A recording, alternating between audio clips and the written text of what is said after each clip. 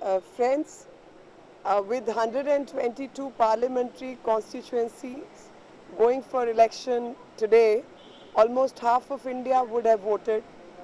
The direction in which this election is going has been determined by the voters of this country. The third front is a non-starter, and the voter is very angry with the Congress party. The angry voter, when chooses to vote against the Congress party, the word described by Mr. Rahul Gandhi happens to be Ullu.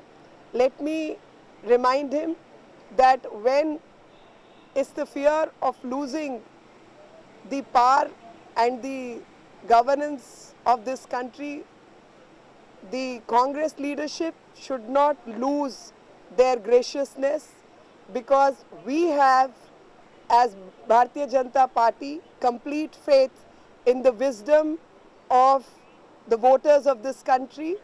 We know the angry voter of this country has decided to change the discourse towards the symbol of lotus, and that angers the Shehzada, and he uses a four-letter word to describe the angry voter by losing his graciousness is not called for, is against the democratic norms of this country. मित्रों, आज 121 संसदीय क्षेत्रों में चुनाव है, जिसके साथ ही तकरीबन आधा भारत जो है वो चुनाव के मैदान में उतर चुका है और अपनी अपनी वोट डाल चुका है। और उसके वोट डालने के कारण जो संभावित दिशा निर्धारित की है इस देश के मतदाता ने, उसका हम सम्मान करते हैं। और उस सम्मान में यह भी छिपा है कि इस देश का मतदाता एक प्रभुत्व वर्ग को स्थापित करता है और देश की दिशा तय करता है, क्योंकि जिस दशा में आज देश है उसको बदलने के लिए दिशा का परिवर्तन अनिवार्य है, और वही दिशा बदलने के लिए कमल निशान तय कर चुका है।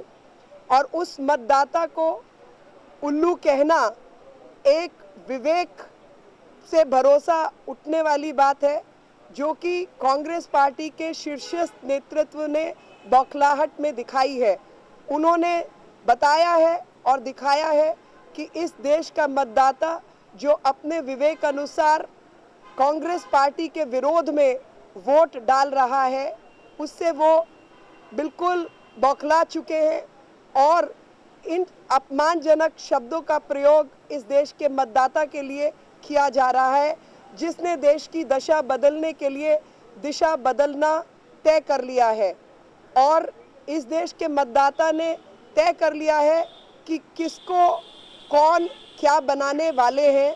वो भी 16 मई को उसका निर्णय सबके सामने आ जाएगा, और मैं उम्मीद करती हूँ कि कांग्रेस पार्टी के शीर्षस्थ नेतृत्व भारत में रहेंगे उस निर्णय को सुनने के लिए, और अपना विवेक और सहनशीलता नहीं खोएंगे तब तक।